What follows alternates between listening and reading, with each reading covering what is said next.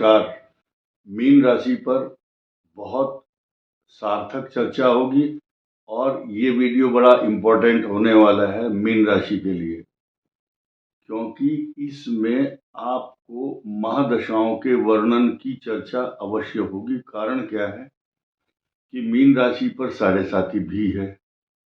Mean राशि के लिए अभी मंगल का चतुर्थ भाव में प्रवेश, इसी के साथ साथ मीन राशि पर अभी जो 24 तारीख को बुधादित्य योग बनेगा, इसकी चर्चा, और इसी के साथ साथ मीन राशि पर जब उच्च भाव में शुक्र का पदार्पण 27 तारीख को हो रहा है, इसकी चर्चा करना परम आवश्यक है। साथ ही साथ एकः सद विप्रा बहुधा वदंती, एक ही सत्य है, लेकिन उस सत्य को लोग अलग अलग ढंग से प्रस्तुत करते हैं।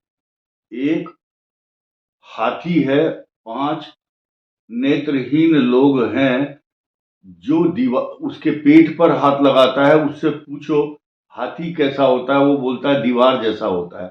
जिसने पैर पर हाथ लगाया वो कहता है केले के वृक्ष की माफिक लंबा होता है हाथी। जिसने पूंछ पर हाथ लगाया वो रस्सी जैसा समझता है, और जिसने कान पर हाथ लगाया वो बोलता है सूप, छाछ, जो गेहूं को साफ करने छोड़ते हैं, तो सत्य एक ही है। मीन राशि पर ग्रहों की सत्यता एक ही रहेगी। वो अलग अलग ढंग से जो लोग व्याख्या करते हैं, वो उनके सोचने का अंतर है। हमारे दर्शक खुद इतने बुद्धिमान, ज्ञानी, समझदार हैं, लेकिन उनके बीच में कोई ऐसा व्यक्ति फंस जाता है जिसको ये नहीं पता कि लगन क्या होता है, राशि क्या होती है। इसलिए मैं सब साफ साफ बताने की कोशिश करूंगा। ये वीडियो शुरू होगा पूर्वा भाद्रपद नक्षत्र के एक चरण, जो लास्ट वाला है, उसको मीन राशि बोलते हैं। उत्तरा भाद्रपद नक्षत्र के 4 चरण हैं, ये मीन राशि।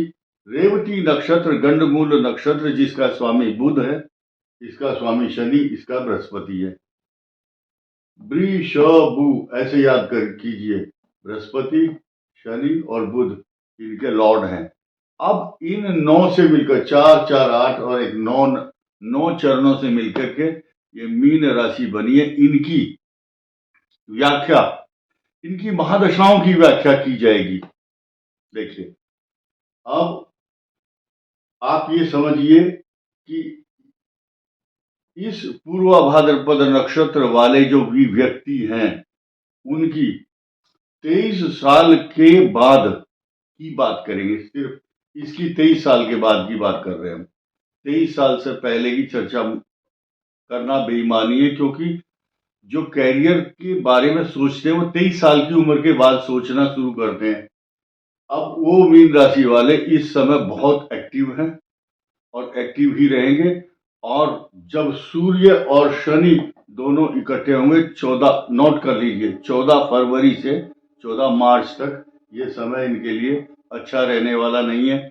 यात्रा, एग्जाम देना, इंटरव्यू, खर्चे, नेत्र पीड़ा, पैरों में कष्ट, कई प्रकार की समस्याएं देखने को, झेलने को मिलेंगी। लेकिन अब इनकी जो महादशा होगी, वो जो 23 साल से ऊपर वाले हैं, उनकी 40 साल की एज तक अभी बुध की महादशा चल रही होगी।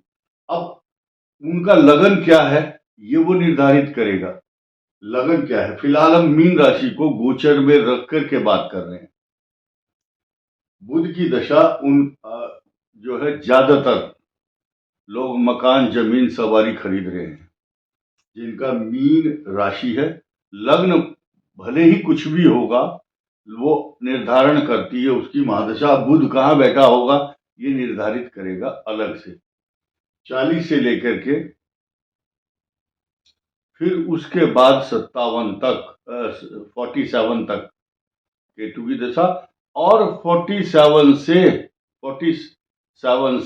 67 तक शुक्र की महादशा गोल्डन पीरियड मानी जाएगी।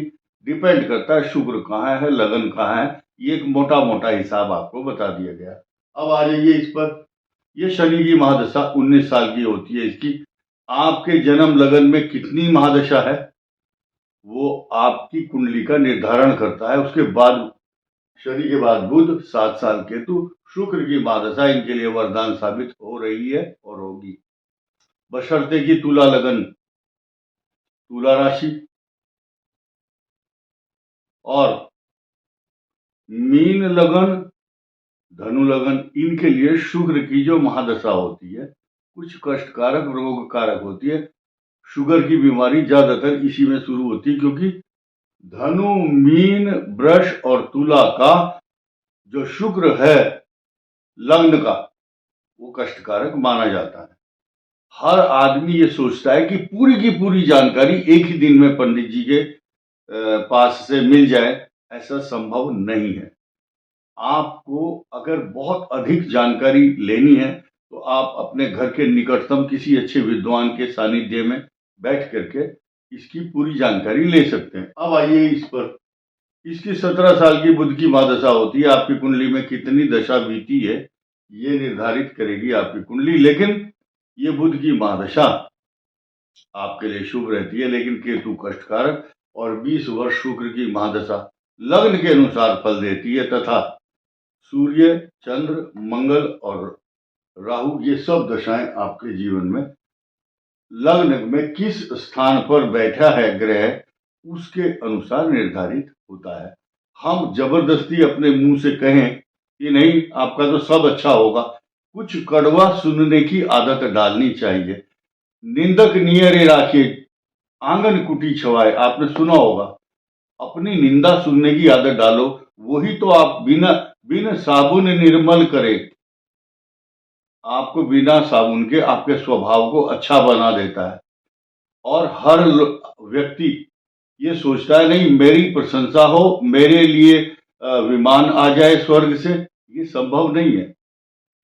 ये संसार में जिंदगी का नाम ही संघर्ष है। आपको हर कदम पर, एक गीत सुना होगा, जिंदगी हर कदम एक नई जंग है। तो उस जंग में जीतता कौन है? जो कर्म करता है, परिश्रम करता है। याद रखिए, किसी ग्रह नक्षत्र से या शत्रु से डरने की आवश्यकता नहीं है, क्योंकि आपके भाग्य को कोई छीन नहीं सकता और छीन कर अपनी पॉकेट में नहीं डाल सकता। आप भाग्यशाली ही रहेंगे, क्योंकि मीन राशि का स्वामी बृहस्पति, और बृहस्पति पर विष्णु की कृपा 24 घंटे, तथा आपके भाग्य स्थान का स्वामी मंगल, इसके आराध्य देवता हनुमान जी हैं। हनुमान चालीसा का पाठ करो, हनुमान जी को स्मरण कीजिए, मात्र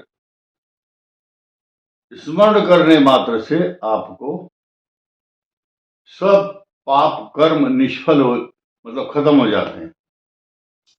अब एकादश भाव में सूर्य चल रहा है आज इस समय। अब गोचर की बात करते हैं। राहु लगन में है, शुक्र साथ में बैठा होगा 27 तारीख के बाद। ये एक अनोखा योग बनाता है, क्योंकि आपको ये सेल्फ मेड बना रहे हैं। आप सुन नहीं रहे किसी की, बहुत अच्छे डिसीजन भी ले रहे हैं।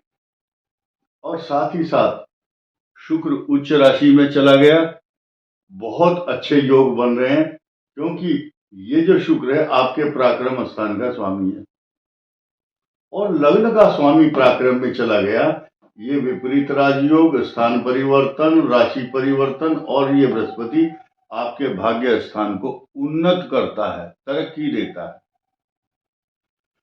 अब ये उच्च भाव में शुक्र है, ये पर्सनालिटी में 4 चांद लगाएगा। आप बहुत अच्छे सज धज करके निकलेंगे, भले ही शत्रु आपसे जलन करते हो, आपको देख करके जलते हैं, जलेसी करते हैं, और पता नहीं कितने के हृदय विदीर्ण होंगे आपकी पर्सनालिटी को देख करके। अब धीरे धीरे ये साढ़े साथी का जो पैमाना है, साढ़े साथी का जो दुष्प्रभाव है, डे बाय डे एक एक दिन कम होता जा रहा है, रिड्यूस हो रहा है।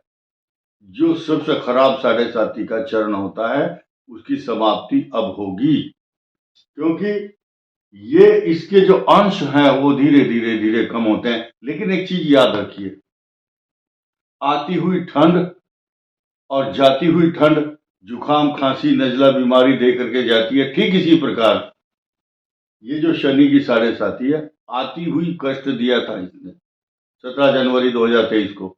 अब जाती हुई है ये, जाते जाते बड़ा नुकसान ना कर जाए। 14 फरवरी से 14 मार्च तक ये दो ग्रहों का जो कंजक्शन है, युति है, it may be harmful for मीन राशि, so you should be very careful.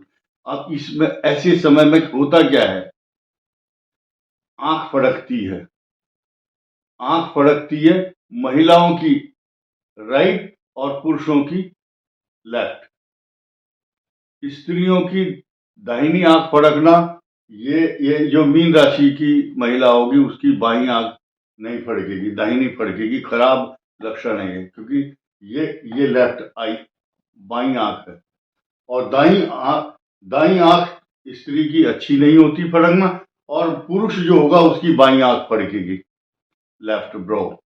ये बाईं आंख फड़कने के 3 लक्षण हैं। या तो खर्चा अधिक होगा, अप्रिय सूचना आएगी, चोट लग सकती है। इसीलिए इसका उपाय भी बता रहा हूं मैं। यानी कि एक तो मंगल भवन अमंगल हारी, ये मंत्र पढ़ सकते हैं। सर्व मंगल मांगल्ये शिवे सर्वार्थ साधिके, अमंगल को दूर करने के लिए। और इसके अलावा मस्तक पर यानी कि भाग्य में लिखे हुए बुरे प्रभाव को भी राम का नाम मेट देता है। मेटत कठिन कुंग भाल के, भाल मेरे मस्तक, यानी कि भाग्य में आने वाली परेशानियों का निराकरण इन दो पाप ग्रहों का 12th हाउस में बैठे हुए ग्रहों का निराकरण आराधना पूजा प्रार्थना से होता है। जो भी आपके आराध्य देवता है, जो कोई सिख हैं, अपने सुखमणि साहब का जो सुखों की मणि है उसका पाठ कर सकते हैं। सब अपने अपने संप्रदाय और धर्म के हिसाब से जो व्यक्ति पूजा पाठ करता है अपने नियम से, सबके अपने अपने देवता हैं। तो ये क्या है, आपकी पर्सनालिटी को अच्छा बना रहे हैं शुक्र और बृहस्पति, भाग्य स्थान को देख रहे हैं। अब जिस खास मकसद के लिए ये वीडियो बनाया गया है, इसका अर्थ आप खुद लगाएंगे। इस मंगल की आपके मैरिज लाइफ को लेकर के अब दृष्टि पूर्ण रूप से यहां पड़ रही है। आपका ये चतुर्थ भाव है, ये चतुर्थ भाव है। मंगल शत्रु राशि में, शत्रु राशि में बैठे हुए मंगल की सप्तम भाव पर बैठे हुए केतु पर दृष्टि है, और केतु इसका पार्टनर है और इसके जैसा ही बिहेवियर करता है, क्योंकि शनिवत राहु, शनि की तरह राहु एक्ट करता है। और कुजवत केतु, कुज मैंने मंगल के समान केतु, ये दोनों यहां आकर के इनकी दृष्टि ये मैरिज लाइफ को, दाम्पत्य जीवन को, लाइफ पार्टनर को तो कष्ट देते ही हैं, साथ ही जो व्यक्ति साझेदारी में बिजनेस कर रहा है किसी के साथ, तो वो आपके साथ धोखा कर सकता है। Be careful. अगर आप बहुत भाग्यशाली हैं तो आप समझदार हैं, तो हो सकता है आपके साथ ना हो। कारण क्या है, बृहस्पति शत्रु राशि में बैठकर शत्रु राशि को देख रहा है, और ये स्थिर राशि है और ये चर राशि है। चर का मतलब चलना, मूवेबल साइन है ये। तो आपका पार्टनर जो है ये द्विस्वभाव है, द्विस्वभाव, डबल माइंडेड है